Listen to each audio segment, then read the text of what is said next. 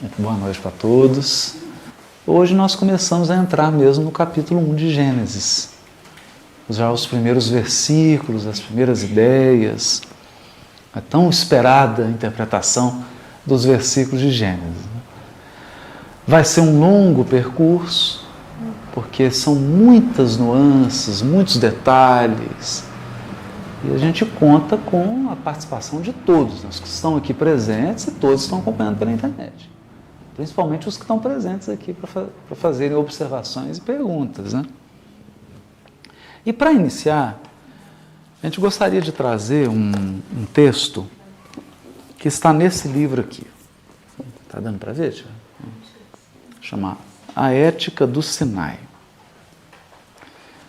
Esse livro foi editado pela Sefer, uma editora judaica brasileira, e ele é o comentário do Irving Bunny.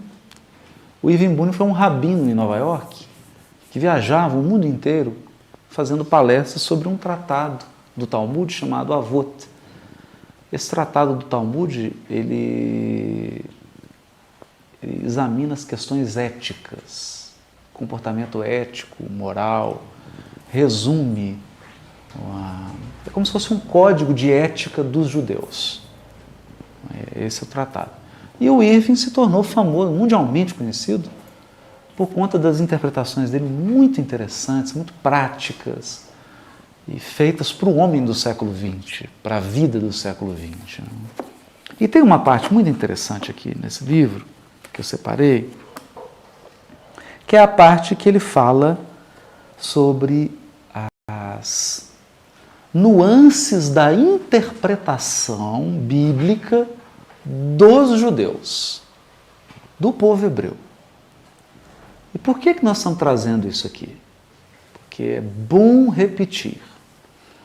Os livros do Velho Testamento, especialmente o livro de Gênesis, que nós vamos penetrar agora, foram escritos por hebreus.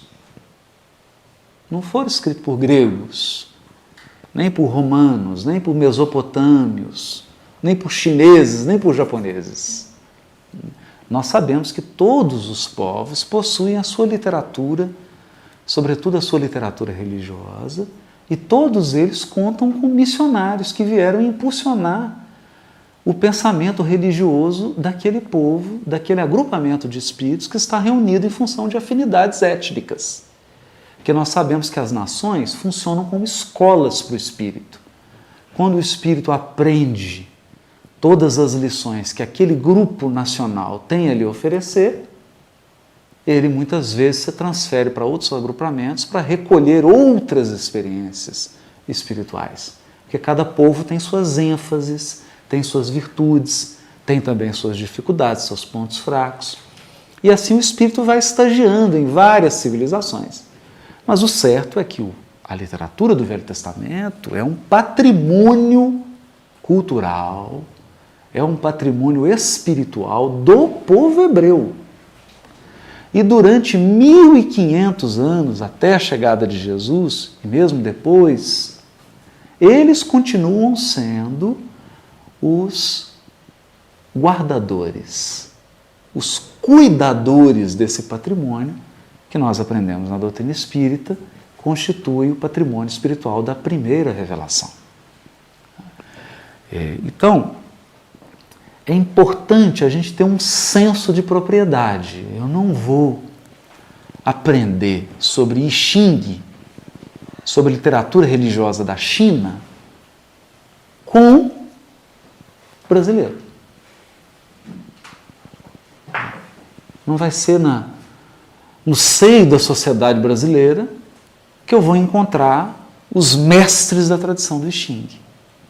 Naturalmente, que eu preciso deslocar-me ou conviver com pessoas que são oriundas da China, que aprenderam dos seus pais, dos seus avós, dos seus bisavós, dessa tradição espiritual e a ensinam. É assim com yoga, é assim com karatê, com kung fu, é assim com todas as áreas. É assim com a Áustria, com a Alemanha, com os Estados Unidos. Cada qual tem as suas especialidades e não raro as criaturas se deslocam, viajam para terem contatos com os detentores daquela tradição cultural, religiosa, espiritual, para beber na fonte. Então aqui nós estamos trazendo para beber na fonte. O que nós estamos querendo beber na fonte? Olha o que ele diz aqui. Muito bem.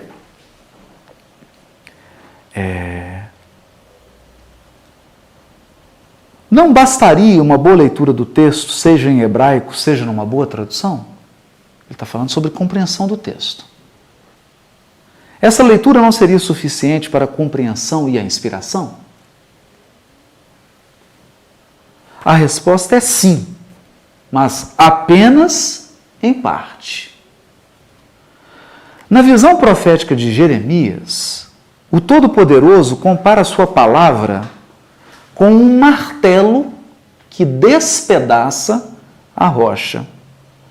Isso está em Jeremias capítulo 23, versículo 29. A palavra de Deus é comparada a um martelo que despedaça uma rocha. E o Talmud comenta, tal qual a rocha que se parte em muitos fragmentos, sob o golpe do martelo, assim cada palavra do Santíssimo, bendito seja Ele, foi dividida em 70 expressões. Isso está no Tratado Shabat, página 83b, que é o verso da página. Olha que interessante. Como se cada texto tivesse 70 expressões, 70 interpretações. Claro que isso é um número simbólico. Né? Ninguém vai contar uma, duas, três, numerar 69, 70. 70 é um número místico do judaísmo que quer dizer inúmeras, múltiplas. Não é as 70 faces da Torá. Exatamente. E é exatamente isso, as 70 faces da Torá. Então é isso aqui, 70 fragmentos. Assim como a rocha se despedaça sob o golpe do martelo, diz novamente o Talmud, um versículo das Escrituras Sagradas pode admitir muitos significados. Isso está no Tratado Sanhedrin, página 34, frente, letra A. Portanto, o Midrash diz simplesmente, a Torá tem 70 faces. Isso está no Midrash Rabbah de Números, capítulo 13, versículo 15. E isso está também no Zohar, que é o livro da Kabbalah. Ele diz assim, quando uma palavra foi impressa na rocha, quando o Todo-Poderoso grava um dos 10 mandamentos nas tábuas de pedra, 70 diferentes aspectos foram revelados na mesma. Olha que interessante. E o Zohar, capítulo 1, 43b, menciona que 70 explicações alternativas da Torá. E o capítulo 1, versículo 54a da Zohar diz, a Torá inteira pode ser exposta de 70 maneiras. O que nós estamos dizendo isso? Né? Que não existe a interpretação. A com artigo definido. E fechou a interpretação. Existe uma interpretação. Que é a interpretação a partir de uma perspectiva. A partir de um ponto que eu escolhi para olhar. É tanto que quando Jesus vai interpretar a parábola do semeador, temos isso lá em Marcos, né? Mateus, quando ele vai interpretar a parábola, ele conta outra. A interpretação dele é quase outra parábola. Ele não fecha a interpretação. O seu Honório adorava isso, né? Dizendo que a interpretação que fecha demais, que quer ter certeza demais, que quer esgotar o texto, é uma interpretação fundamentalista. Que a interpretação tem sempre que abrir. O texto pode ser visto de diversos ângulos, né? E a gente não esquece de sempre frisar isso. No livro Obreiros da Vida Eterna, quando o Asclépios materializa no mundo espiritual, com um rolo na mão, e as pessoas vão fazendo consultas, e ele vai abrindo versículos do Novo Testamento, e vai respondendo a um problema específico da pessoa com um versículo. Às vezes você fala, nossa, mas que coisa curiosa, né? Como é que ele linkou esse versículo ao problema que a pessoa estava passando? Quer dizer, ele estava olhando aquele texto a partir daquele problema que a pessoa colocou para ele na consulta espiritual. Então, há uma tradição, então, do povo hebreu que interpreta Gênesis. Isso é importante dizer. O protestantismo interpreta Gênesis, mas só há 500 anos. Só tem 500 anos que existe protestante. Só tem 500 anos que eles interpretam esse livro. O catolicismo interpreta esse livro há 1.700 anos. É mais tempo. Agora, o povo hebreu interpreta há 3.500 anos. É mais um pouco. Tem mais tempo. Nós, espíritas, estamos interpretando esse livro há pouco mais de 150 anos. Há pouco mais de 150 anos. Então, quando Kardec coloca no primeiro capítulo de O Evangelho segundo o Espiritismo, não vim destruir a lei, nós precisamos fazer uma leitura ampla. É que a doutrina espírita não desperdiça trabalho de ninguém. Quer dizer, o Espiritismo não despreza o trabalho de missionários que durante 3.500 anos encarnaram e dedicaram a sua vida inteira para ficar interpretando esse texto. No povo hebreu. Nem os missionários que nasceram no protestantismo e muito menos os missionários que nasceram no catolicismo. Mas também a doutrina espírita não despreza os missionários que nasceram no movimento espírita e que deram a sua contribuição. Então a palavra aqui não é ou, é i. Não é essa interpretação ou aquela. É essa e aquela outra, e nós estamos fazendo um trabalho de soma. De soma. Estamos deixando isso muito claro, porque o trabalho que nós estamos fazendo aqui é uma interpretação. Nós estamos reunindo. E no Brasil e no mundo, quem está nos assistindo, se fizesse esse trabalho, alcançaria outros resultados também maravilhosos. E deve ser feito. A nossa esperança é que estudos do Novo Testamento, do Velho Testamento, se alacem por todo o Brasil, estudos à luz da doutrina espírita, e que as pessoas cada mais adquiram competência, desenvolvam habilidades e tragam visões novas, né? O que eu mais desejo é sentar e ouvir alguém dando um enfoque diferente, trazendo algo assim, falar, puxa vida, que legal, eu não tinha percebido isso. Isso é maravilhoso. E esse é o espírito. O nosso espírito é esse. Não é? Então nós estamos juntos aqui para que cada um traz ali um pedacinho da rocha. Que a rocha foi despedaçada em vários fragmentos. Ô, Cláudio. Nos parece também que é importante a gente lembrar que todo o conhecimento que nós temos hoje, mesmo trazido pela doutrina espírita, ele respeita uma linha também que é de, acho que a palavra correta seria de tradição. Não excluímos, não dá para você ter um conhecimento hoje que exclua todo um passado, é uma construção paulatina que mesmo o saber de hoje ele se baseia numa tradição e vai se ampliando esse conhecimento, né? Essa palavra que você trouxe não dá para ser ou de exclusão, né? Mas sim um i de somatório. Exato. Eu acho que é muito adequado. Fantástico. E também acredito que nós espíritas deveremos enxergar isso, não desrespeitando também, né, as contribuições passadas. Como se nós estivéssemos gerando algo extremamente assim, novo, né, no sentido de se respeitar o que já foi construído. O que já foi construído, da tradição, né? Da tradição.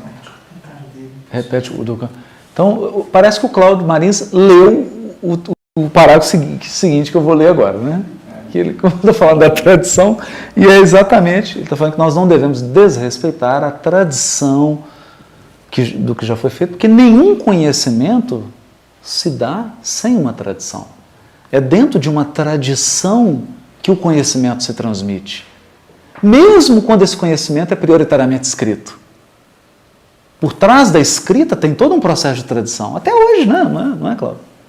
Você vai produzir um livro, você está escrevendo a partir de uma tradição.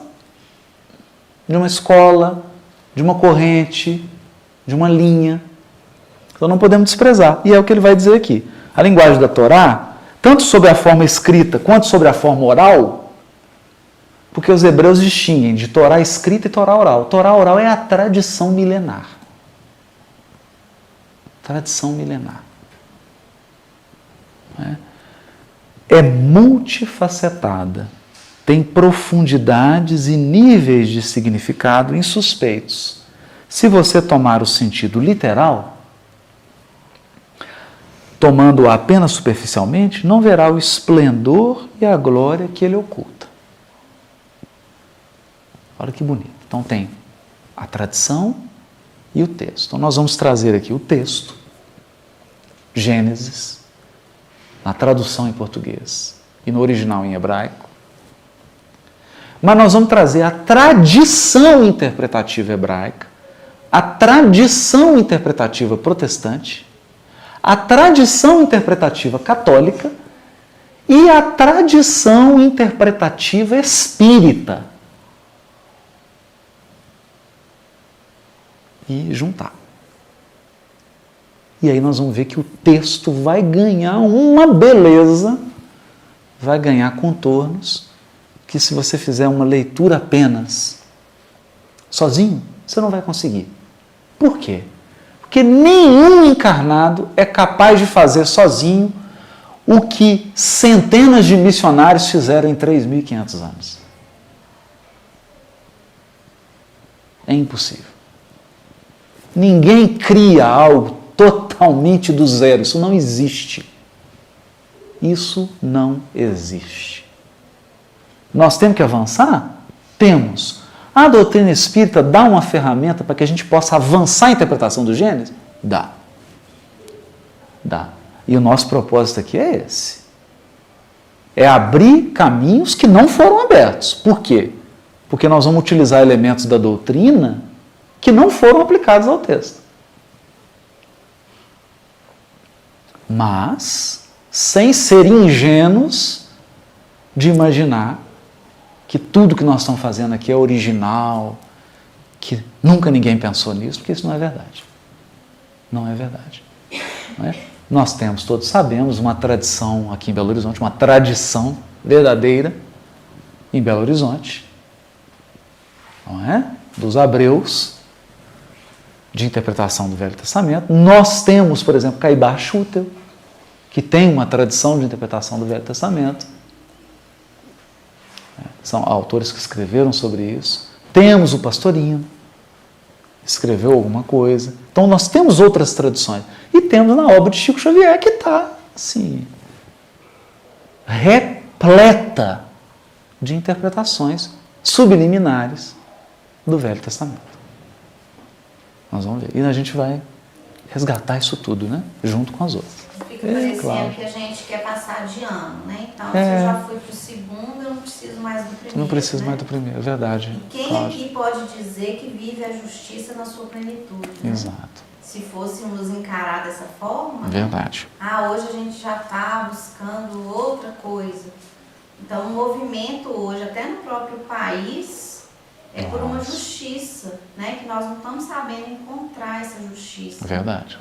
Então, realmente, a gente não precisa inventar a roda, a gente precisa unir tudo e beber na fonte mesmo. Exatamente. É bonito isso que você está dizendo, Cláudio, porque tem até um teólogo alemão que ele diz isso, né? Que dentro do protestantismo teve uma corrente que quis menosprezar as lições da justiça que estão no Velho Testamento.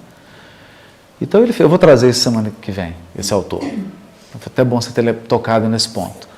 Porque aí ele escreveu um livro selecionando alguns aspectos de justiça social que o Velho Testamento propõe e mostrando como que nós, cristãos, não conseguimos viver ainda essa justiça social.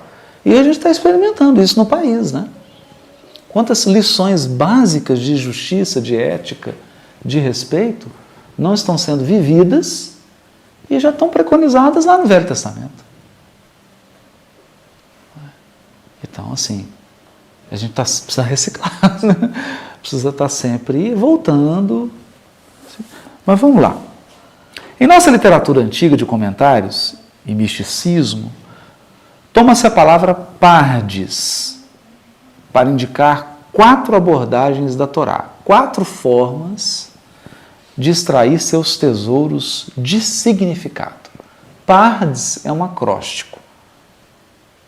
É quando você pega as iniciais de várias palavras e forma uma outra. Só que é curioso, porque pardes em hebraico quer dizer jardim. É um jardim. O que eles estão dizendo? A atividade interpretativa é um jardim. Eu aprendo para cuidar. É o que Alcione dizia. A mensagem precisa ser conhecida, meditada, sentida e vivida. É um processo. Mas o que é o pá? Vamos lá. Do pardes, né? A letra P aí. É o Peshat, primeiro nível. Remes, segundo nível. Derash ou Darash, que é o terceiro nível. E o Sod, que é o último nível. O que é o Peshat? O primeiro nível seria o sentido literal, puro e simples do texto. Só que não é sentido literal de ir ao pé da letra. Vamos tomar um cuidado com isso aqui. O Peshat é o sentido literário. Literário. O que significa isso? Quando eu abro Gênesis e digo assim, no princípio criou Deus os céus e a terra. A terra, porém, estava sem forma e vazia. Então eu não posso chegar aqui e dizer, Gênesis diz que a terra estava cheia. Aí não dá. Aí não tem jeito. Porque eu estou desprezando o texto. O texto está dizendo que a terra não tinha forma e ela era vazia.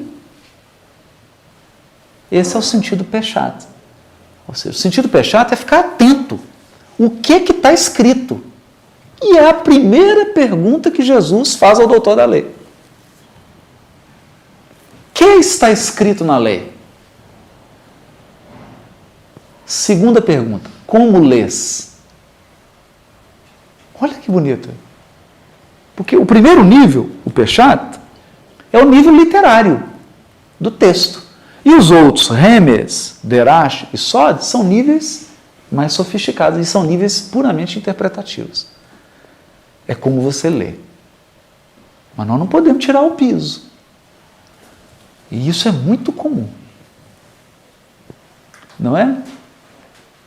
Então, é comum a pessoa dizer assim, é porque como está escrito no Evangelho, nenhum pássaro cai da árvore sem que Jesus queira, mas isso não está no Evangelho. Não está escrito lá que passarinho cai. Não está. E aí não tem jeito, né? É preciso ter uma atenção com o texto. E a gente percebeu, assim, quem está acompanhando, às vezes alguns ficaram ansiosos, porque queria que a gente já entrasse nos versículos, e a gente estava falando de estrutura literária, mas era por respeito ao nível Peshat. Se a gente não conhece a estrutura literária, as divisões do Gênesis, a gente vai voltar nisso sempre, se a gente não domina o que está escrito isso, o primeiro capítulo trata isso, a ordem é essa, é assim, cada dia as palavras, nós vamos ver isso aqui, maravilhoso, nível Peshat, literário. O que está escrito, qual que é o significado da palavra, dicionário. É muito interessante, é que eu me permito recordar, né, de 2 figuras, né, 3. Leão Zálio, Sobral e o seu Honório. O seu Leão é muito curioso, né, porque o seu Leão não teve acesso a uma educação formal, né, de fazer uma universidade, não teve, mas o homem era de uma cultura, e ele tinha um dicionário, né, tinha um dicionário, uma enciclopédia, e um dicionário. E eles pegavam a roupa do Chico, assim, coisa, aí via um negócio, ia lá na enciclopédia, lia, depois ia no dicionário, olhava a palavra, anotava. E eu lembro que a primeira vez que eu contei com o seu Leão foi fazer um curso de vinculação e desvinculação. Não aprendi até hoje, mas fiz o curso. Né? E foi incrível, né? Porque ele pegava assim o negocinho dele e pegava o dicionáriozinho. O outro foi o Sobral, né? Que tinha aqueles dicionários que encontrava com o dicionário, eles recortavam o texto, comprava várias Bíblias e cortava, porque não tinha harmonia. Então eles cortavam as passagens e colocavam os pedacinhos e eu montando aqui, um negócio impressionante, né? Com um dicionáriozinho bíblico. E o próprio Sonora, um dia, eu pedi para ele me ensinasse a estudar Evangelho, então ele separou uma tarde no Grupo Emmanuel, 2h eu fui para lá, era uma terça-feira, e aí ele me recebeu, aí cheguei lá, estavam os dicionários, as enciclopédias, dicionário bíblico, não tinha muita coisa em português. Hoje tem uma avalanche de material, a gente não estuda por preguiça, tem material de tudo, antes não tinha. Isso era 89, 90, por aí. Ele abriu o que tinha, me lembro, se fosse hoje. Ele pegou um texto assim mais simples, que era Moisés sendo colocado no cesto. Do cesto untado de betume. Eu olhava aqui e falava, meu Deus do céu, o que ele vai tirar? E aí ele começou a falar do betume. Do betume que foi passado na cesta que Moisés foi colocado no rio. E eu aqui com os olhos regalados, né? Aí pegou o dicionário, foi olhar o que era betume, as funções do betume, por que passava. E aí foi. Depois foi pegando livros de Emmanuel, e aí começou. Então ele foi percorrendo comigo todos os níveis. Primeiro, nível literal. O que está escrito? O que está escrito? Ah, Moisés foi colocado numa cama de madeira? Não foi. Foi num cesto de vinho untado de betume. Esse literário eu tenho que ir lá e ler. Não tem mágica. Tem que ler o texto. Tem que entender a palavra. O que significa? Porque senão a gente comete impropriedades, assim, as erros que são às vezes crassos, né? E que não pode, a gente precisa ter atenção com isso. Então, um livro literário, da literatura, do texto, dos conectivos, o que é advérbio, tempo verbal, substantivo. Prestar atenção nesse nível. E é o que eles falam aqui, o Pechado. Depois vem o Remes. O que é o Remes? Seguimos a estrutura sintática e gramatical de um versículo, levando em conta que certas palavras possuem um significado simbólico ou metafórico. Então, no Remes já começou a leitura. Então, o que é o Remes? É o mundo das metáforas. Eu já vou para o mundo da metáfora. Bom, então, eu sei que quando Jesus diz os últimos serão os primeiros serão os últimos, ele não está falando de fila de banco. Porque na fila de banco, se você for o último, você é o último mesmo. Você é o último. Embora vai ser o primeiro. Uma hora você vai ser o primeiro da fila. Não é? Mas não é esse o sentido. Há um sentido metafórico. Isso é Remes. Porque senão, por exemplo, me recordo, num congresso em Goiás, uma moça, era jovem, devia ter uns 30 e poucos anos, grávida, devia estar quase dando à luz. E ela me procurou assim, apavorada. Os olhos dela estavam lacrimejando. Ela estava assustada. E ela me pegou, a mão estava fria, estava suando, porque o tema tinha a ver com transição planetária. E ela leu o sermão profético que estava escrito: ai das grávidas e das que amamentarem naquele dia. E ela estava angustiada. Por que Jesus tinha dito ai das grávidas? Então, ela leu o nível Pechado? Leu. Ela leu direitinho, Jesus realmente fala isso. Ai das grávidas e das que amamentarem naquele dia. Está escrito isso. O nível Pechado ela cumpriu. Ela não deu conta do Remes. do nível Remes, que é o nível metafórico. Que é óbvio que Jesus não está falando de gravidez biológica. Ele não está falando de um processo de gestação biológica. E ele não está falando de uma amamentação da lactente, do seio, do leite materno. Esse é o nível Remes. O nível da metáfora, da conotação. A palavra tem um significado, mas ela tem outros, ela quer dizer outras coisas. E a gente está atento ao nível da metáfora. É claro que isso é de uma complexidade imensa.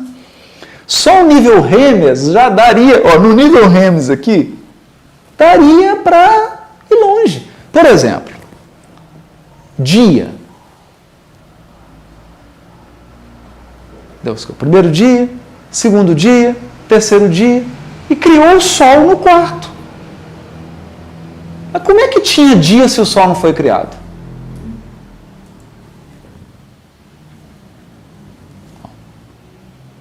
No nível literal, no nível literário, há uma contradição no texto.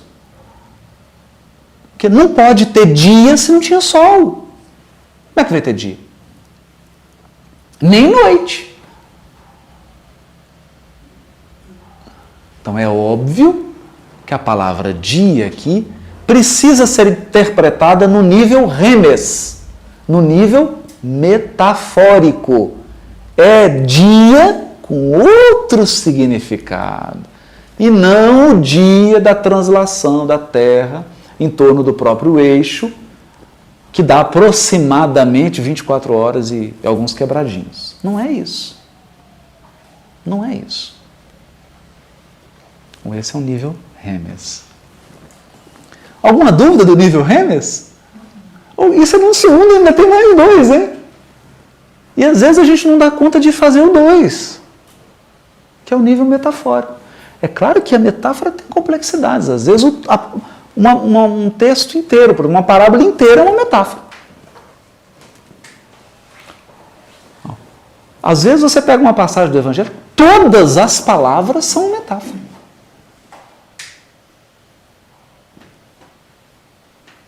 Não é? Então, os fariseus chegam para Jesus e falam assim, dá um sinal, você está falando que vai ter uma transição, dá um sinal para a gente.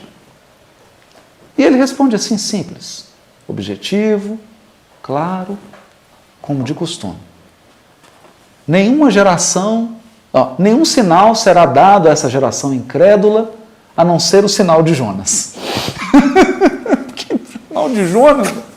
Que é isso? O sujeito não entendia, ficou sem entender 10 vezes. Jonas foi lá para dar a profecia para Nínive, ficou na baleia. Que sinal de... Tem sinal, Jonas?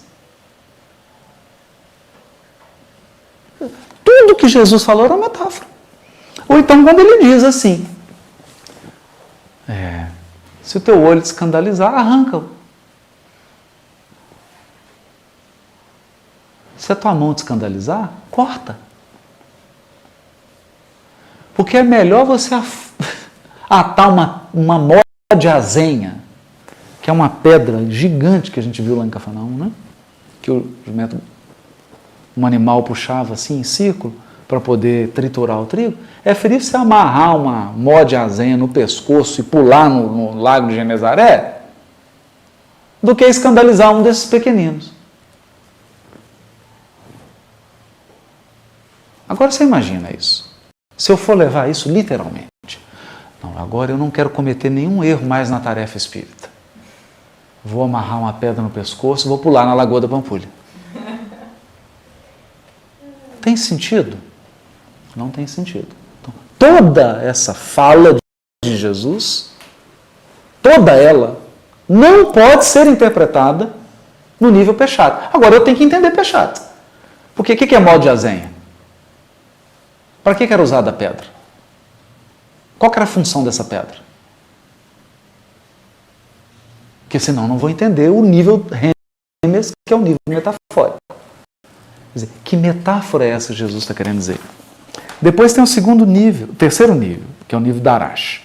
simplesmente omite a estrutura sintática de um versículo e até mesmo ignora seu contexto, percorrendo a Torá em busca de significados apontados pela alusão e pela associação.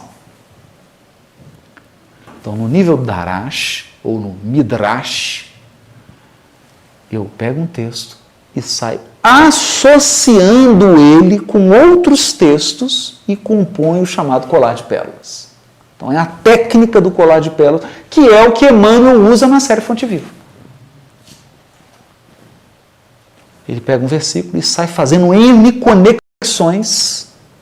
Você fala, meu Deus, onde que ele tirou isso? Esse é o nível Darash. Tá, além do Peshat, você tem que, para você entender, por isso que é difícil às vezes. Para entender Emmanuel, tem que passar pelo Peshat, tem que passar pelo Remes, que é o nível metafórico, e entrar no terceiro nível, que é o nível de associação. Porque às vezes você olha para o versículo, olha para o título e fala, meu Deus, o que esse título tem a ver com o versículo? O que Emmanuel pretende? Aí quando você começa a ler, vai vendo as conexões que ele faz. Então, Só outra Peshat para mim, por favor. É P-E-S-H-A-T. O Remes é com Z no final. Remes. E o Derash é com S-H. Não é com X, não. É S-H. Derash. E por fim, o Sod. Eu adoro isso. Esse é adorável.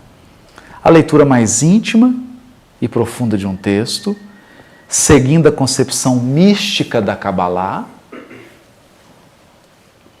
e atingindo um grau de profundidade do significado que vai muito além dos anteriores. Nossa, mas Kabbalah? Pois bem, senhores. No livro Brasil, Coração do Mundo, Pátria do Evangelho, Humberto de Campos faz referência à missão de Bezerra de Menezes e diz que, na época, o Bezerra se torna um porta-voz de Ismael e ele está escrevendo num jornal brasileiro. Vários artigos, ele escreveu vários artigos sobre interpretação do Evangelho. Esses artigos foram reunidos numa coletânea, 3 volumes. Assim, são muitos artigos mesmo. E eu fui examinar os artigos de Bezerra de Menezes e o que eu descobri? Vários artigos de Bezerra de Menezes sobre Cabala. Mas são muitos. Eu fiquei assustado. E ele conhecia, era muito. Não é pouco, não. É muito. E usando Cabala e doutrina espírita e evangelho, eu fiquei aterrorizado. Fiquei uma semana assustado. Porque eu não imaginava isso. E está fazendo referência lá. E aí fui conversar com a Ilha sobre isso. Porque a Ilha foi para a Espanha, um grande centro de estudo de Cabala, né? Estudou, uma grande professora. E ela me disse assim, Maninho, mas por que você está assustado? Não, mas não é Bezerra de Menezes, não é Cabala? Eu falei, não, calma. Não é a Cabala da Madonna, não.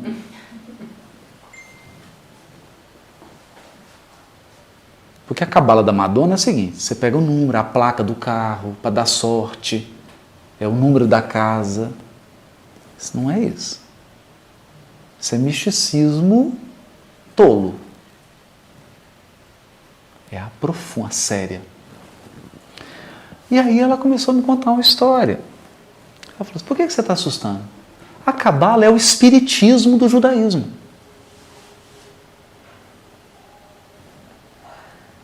Todas as noções que estão no livro dos Espíritos, que eu estou lendo, ela disse, estão na Cabala. E por que ela era fé? Porque eles tinham um conceito seguinte, interessante isso, interessante. Imagine, a humanidade estava numa fase de evolução que não podia lidar abertamente com as questões espirituais, não é isso que Emmanuel diz? A primeira revelação pega a humanidade na fase da infância. Jesus encontra a humanidade na fase da maioridade. O Espiritismo encontra a humanidade na fase da maturidade. Por isso que ele fala abertamente sobre questões espirituais. Espírito, mundo espiritual, perispírito, reencarnação. Antes não podia falar. Não podia falar. Você não vai pegar uma criança de 2 anos de idade para discutir agora a crise econômica, financeira e política no Brasil. A menos que essa criança seja um gênio. Então, tudo tem que estar adequado ao grau de compreensão. Então, o que eles faziam? O aluno ia para as escolas estudar com o mestre, primeiro ele começava só pechado. Só pechado. E ele tinha que saber o Velho Testamento de cor. Quem topa?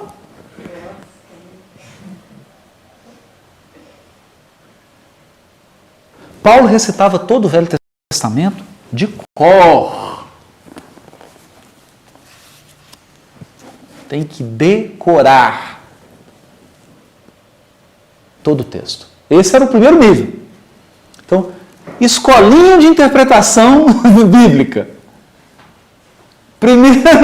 Os primeiros anos, decorar todo o texto. Aí vai para o segundo estágio, remes.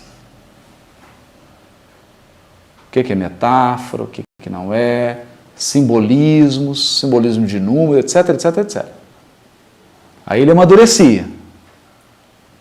E ia para o Midrash, que era um nível top. Que aí ele já começava a fazer conexões e começava a extrair coisas que não estão lá aparentemente no texto. Você só consegue tirar quando você compara. E a gente vê isso, por exemplo, na doutrina. Você junta texto de Kardec e descobre coisas que você não juntasse os textos, você não descobriria. É o Derash.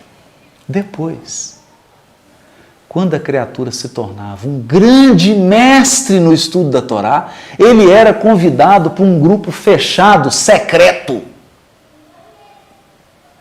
Tinha que fazer um juramento em que ele era proibido de comentar isso com qualquer pessoa. Que era qual nível? O Sod. Os aspectos espirituais da interpretação. Olha que interessante. Então são esses aí os níveis. É claro, nós vamos trazer tudo isso. Como é que se fez isso? É S-O-D, só SOD. Pois bem, não é por coincidência que Pardes, a palavra formada pelas iniciais das 4 palavras citadas no parágrafo acima, Peshat, Remes, Derash, Sod, significa literalmente horta ou jardim. Essa tradução simboliza a exuberante riqueza de pensamento e inspiração que pode surgir dos textos sagrados, se soubermos como cultivá-los e como colher os frutos mais difíceis de alcançar. É um cultivo, né? Por isso que Emmanuel chama de vinha de luz. Ou colheita de valores espirituais para a vida eterna. Não é bonito isso? Então a gente vai percorrer aí esses vários níveis, tem 70 faces, nós não queremos esgotar, é impossível. Se a gente ficasse estudando Gênesis 1 bilhão de anos, nós não vamos esgotar. Não vamos. Então não temos nenhuma pretensão de fazer isso. Vamos lá então. Vamos começar alguns detalhes do texto.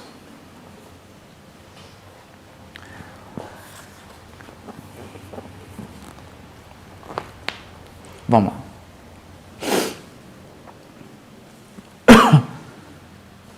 Primeira questão que a gente vê no capítulo 1 é que a criação tem um processo. tem um padrão.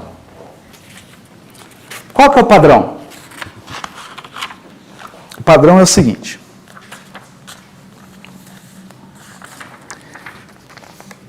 Primeiramente, existe um anúncio. Depois nós temos uma ordem. Depois nós temos uma separação, alguma coisa é separada. Depois tem uma informação, é dada uma informação. Depois algo recebe nome. É feita uma avaliação, um controle de qualidade. Depois nós temos um arcabouço ou uma estrutura cronológica. Então vamos lá, vamos com calma. Toda vez que Deus vai criar algo, começa com um anúncio e disse Deus. E disse Deus.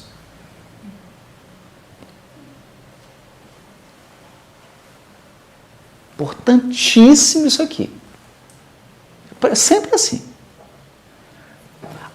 Isso é tão forte que a tradição dizia: o mundo foi criado pela palavra de Deus. Por quê?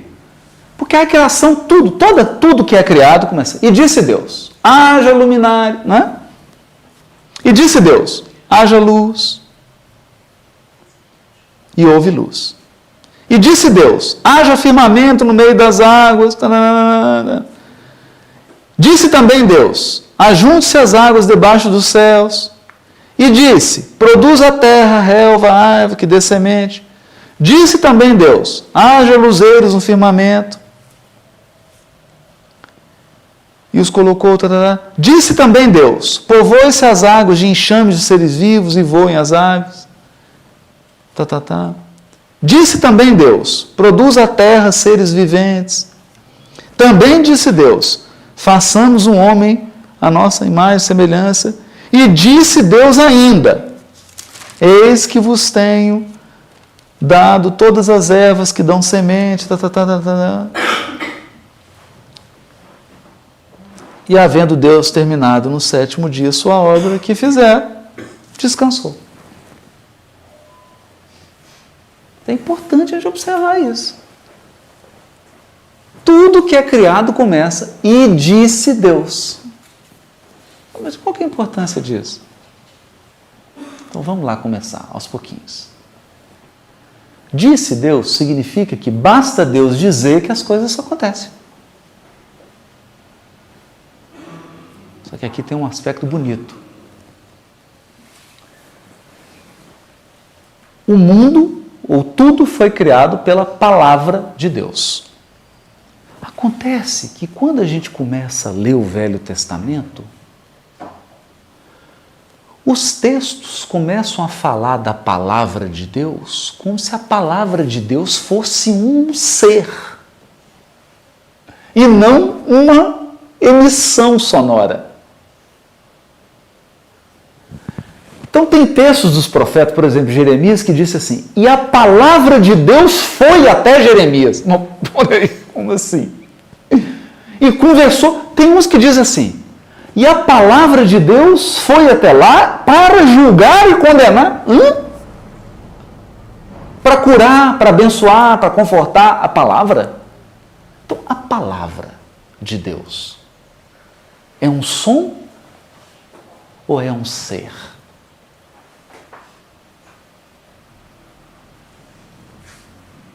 Olha. Pois bem, a palavra, quando, davar, né? Quando é traduzida para o grego, a palavra é logos. E o Evangelho de João começa com uma grande revelação. espiritual. Que a palavra de Deus, o verbo de Deus, se fez carne e habitou entre nós. E o verbo de Deus é um ser. E ele recebeu na terra o nome de Jesus.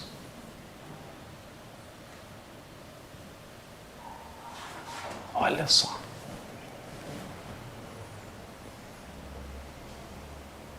Olha que interessante. Essa é a interpretação. Então, se alguém perguntar assim, qual que é a interpretação de "e disse Deus"? Sabe qual? E o verbo se fez carne e habitou entre nós. Agora, essa interpretação é Remes, é Darash ou é Sod?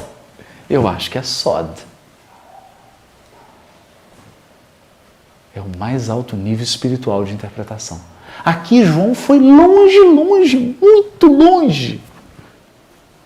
Foi tão longe que ninguém aceitou.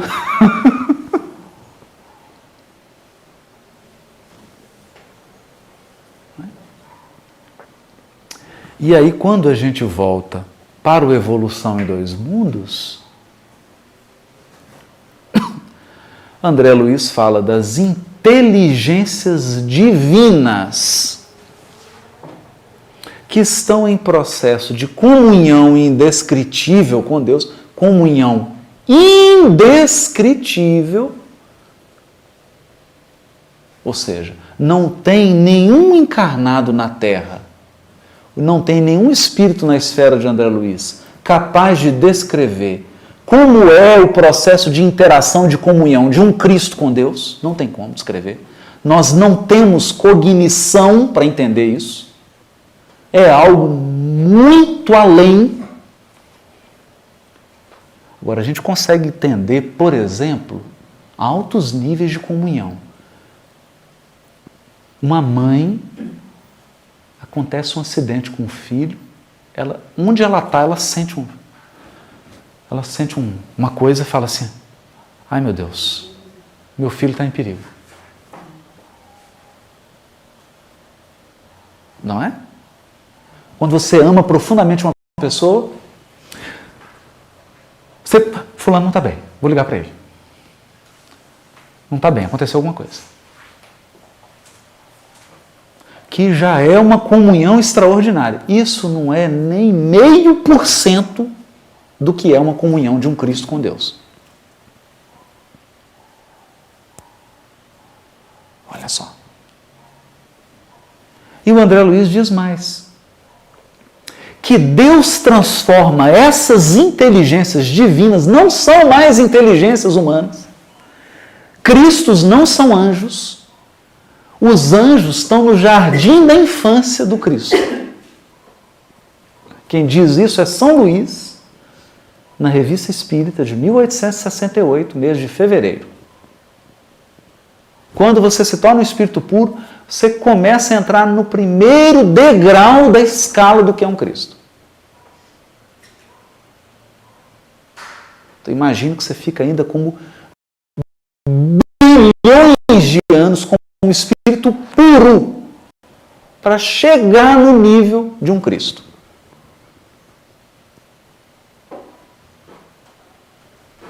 Ou próximo ao nível de Cristo. De um Cristo. Que são inteligências divinas.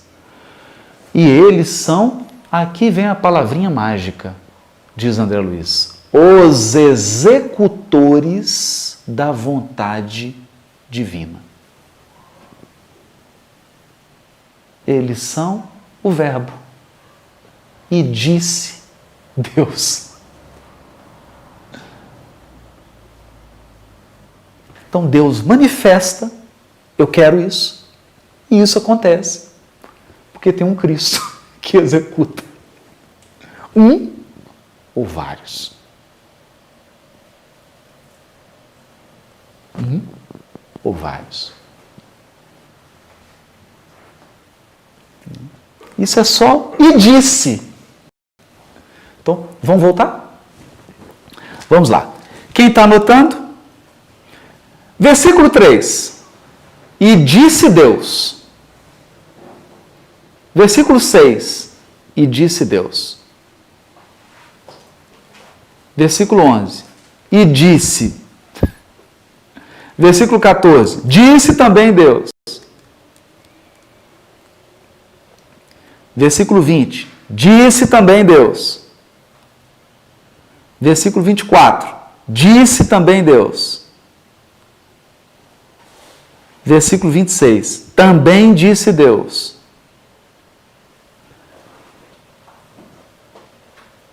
Versículo 29. E disse Deus ainda.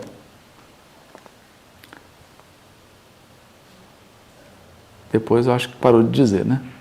Deixa eu ver se tem mais disso aqui. Não tem. Agora, esse e disse ainda, e disse também, isso é só no português, que em hebraico é Vaiomer Elohim, e disse Deus. E disse Deus, repete, e disse Deus, e disse Deus, e disse Deus, e disse Deus. Vaiomer Elohim, Vaiomer Elohim, Vaiomer Elohim, Vaiomer Elohim. Então, a hora que você disse Deus, está começando algo novo. Só para a gente entender. Já estamos picando o capítulo 1. E disse Deus, pode saber que tem coisa nova. Então, nós podemos dividir os blocos e disse Deus. Bloco 1, bloco 2, bloco 3, bloco 4. Adivinha quantos blocos? Quem adivinha? Adivinha quantos? 5? 7 blocos. Alguém esperava algo diferente? Não dá para esperar. 7. Por isso, o Bruce Waltke, nesse trabalho, que do ponto de vista interpretativo, o Remes dele não é tão bom. Nem o Derash, e muito menos o Sod. Mas o Peshat dele é ótimo. O nível literal e literário, aliás, os protestantes são muito bons nessa parte, né? O nível Peshat deles é impecável, na maioria dos casos. Então, ele está dizendo, toda a criação começa com um dizer, com um anúncio, com uma fala. E disse Deus. E nós sabemos agora que a palavra de Deus são os Cristos. São os seres que executam a vontade de Deus. E agora eu tenho uma notícia ruim para dar. Infelizmente. Deus não tem mão.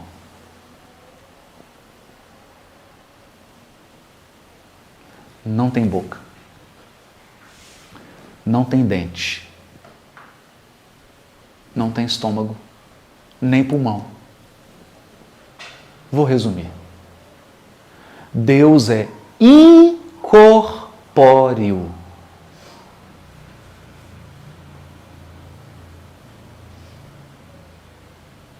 Incorpóreo. E os espíritos puros também.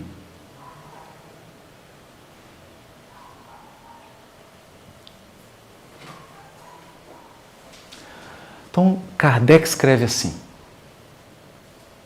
o pensamento e a vontade são para os espíritos o que os braços e as mãos são para os homens.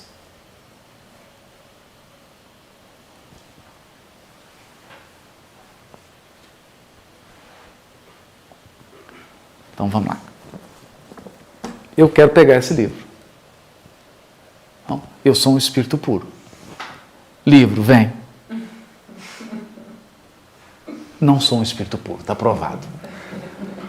Eu sou um espírito corpóreo, um espírito imperfeito, estou em processo de aperfeiçoamento, dependo da natureza material para me aperfeiçoar.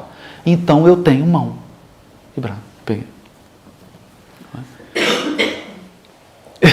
Eu contei esse caso que foi muito engraçado. Quando eu fui fazer o pré-operatório para o joelho, né, fui no Dr. Oswaldo Eli. Aí eu cheguei muito divertido, né? Fez lá o exame cardiológico, cardiologista, né? E falou, tá tudo bem com o seu coração e tudo, mas já descobriu por que deu problema no joelho? Falei, acho que rompeu. Não é isso que eu estou perguntando. Você descobriu qual que é o problema psíquico que você tem que fez o joelho machucar? Não, não pensei. Mas tem que pensar. Eu falei, tem. Por que a gente tem corpo, Haroldo? Senão a gente seria uma bola. Se tem joelho direito, tem joelho esquerdo, tem braço, tem mão, tem olho. Porque cada coisa significa uma função psíquica. Se o seu problema é no joelho direito, tem algo no seu psiquismo que está com problema.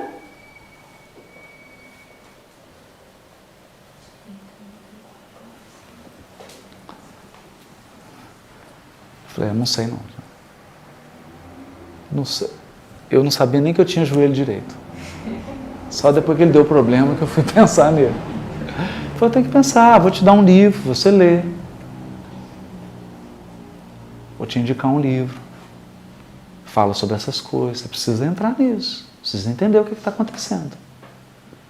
Porque o dia que nós não precisarmos mais de corpo para mostrar para a gente o que está acontecendo dentro, nós não vamos ter corpo. Seremos incorpóreos, como são os espíritos puros, incorpóreos. Não tem joelho. Mas pensa, não tem intestino. Olha que coisa boa. Tem vantagens. Não tem limitações. Então, enquanto nós temos um corpo, uma corporeidade, é que as nossas funções psíquicas estão distribuídas no corpo. Nos chakras, nas partes do corpo. Agora, o espírito puro precisa disso. Então, para eles, o pensamento e a vontade é tudo. Eles fazem tudo. Tudo. Eles operam o fluido cósmico apenas com o pensamento e a vontade. Eles têm a vontade, pensam e acabou. Simples. Para todas as outras coisas, existe Mastercard. Não é? Mas o pensamento é vontade. Não é só para a gente, né? É bonito isso, né? Quem quer falar alguma coisinha sobre isso? E disse, do anúncio. Então a gente já vê essa estrutura. Ficou claro isso? Vamos ver outra coisa aqui que é da ordem. E disse, aí vem uma ordem. O que é a ordem? Vontade. Vontade. A ordem. Haja luz. E houve. Ordena e acontece. Palavra, ou manifestação, ou anúncio, ou fala. Palavra, eu prefiro verbo. Verbo.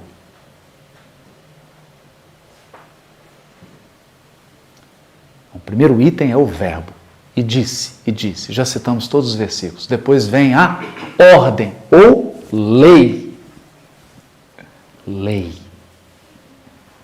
A ordem. O mandamento.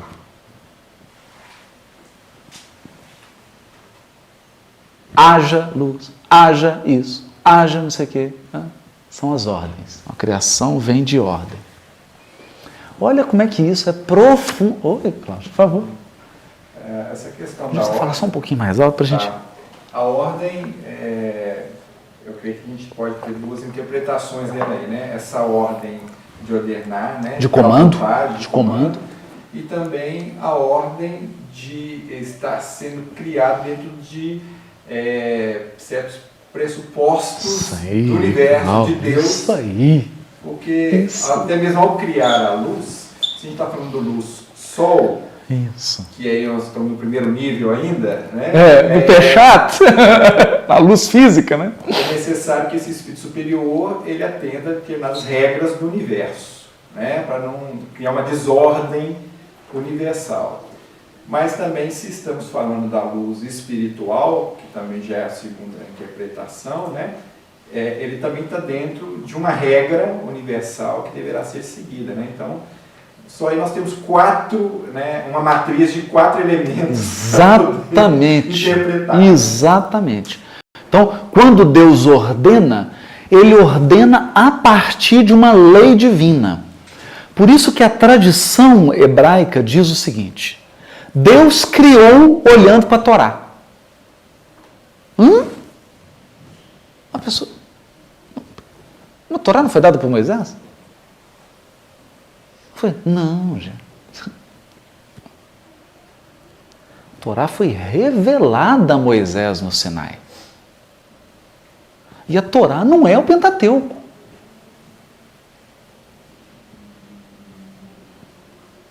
A lei não é o que está escrito no Velho Testamento. É a lei divina. E a lei divina é o que estabelece os parâmetros do universo. Então, o co-criador não cria do jeito que ele quer, não. Ele tem que obedecer a um plano diretor cósmico, regras de construção A ordem. cósmica e a princípios da lei divina. Por quê? Porque em cada elemento da matéria há um princípio inteligente em evolução. Então ele não está lidando apenas com matéria, ele está lidando com consciências em evolução. Olha, então ao planeta, ele tem que respeitar quantos princípios inteligentes estão em evolução na Terra. Puxa vida, que pergunta difícil. Me faz pergunta difícil, não. Cada átomo tem um. Quantos átomos tem o planeta Terra?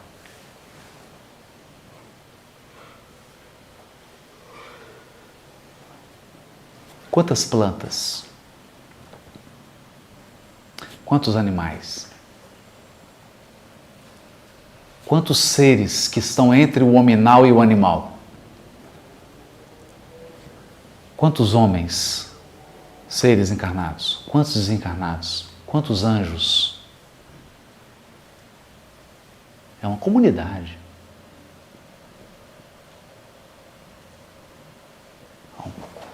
Há uma palavra, há um dizer, e esse dizer, o dizer de Deus é um ser, são Cristos. Porque Ele deseja e os Cristos executam. Eles são o verbo de Deus. E como é que eles executam? A partir dos mandamentos, da ordem, das regras, dos princípios da lei. E ordenou. E deu ordem. Eu acho assim, tão bonito. Agora é Sod. Posso dar um pulinho lá no Sod? O Espírito de verdade, vou falar agora em Sod, em código. O Espírito de verdade no Evangelho segundo o Espiritismo diz assim: Espíritas, amai-vos, eis o primeiro mandamento. Instruí-vos, eis o segundo. Mandamento? Quem é o Espírito de verdade para dar ordens, mandamentos? Ele é e pode dar. Ele é e pode dar ordens. Ele é o ordenador mesmo. Mas aí é Sod. Quem tiver ouvido para ouvir, que ouça.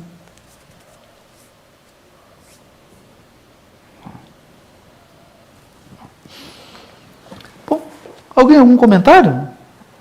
Então, no 3, por exemplo, haja luz, e houve luz. Haja firmamento. Produza a terra. Produzir são imperativos. Né?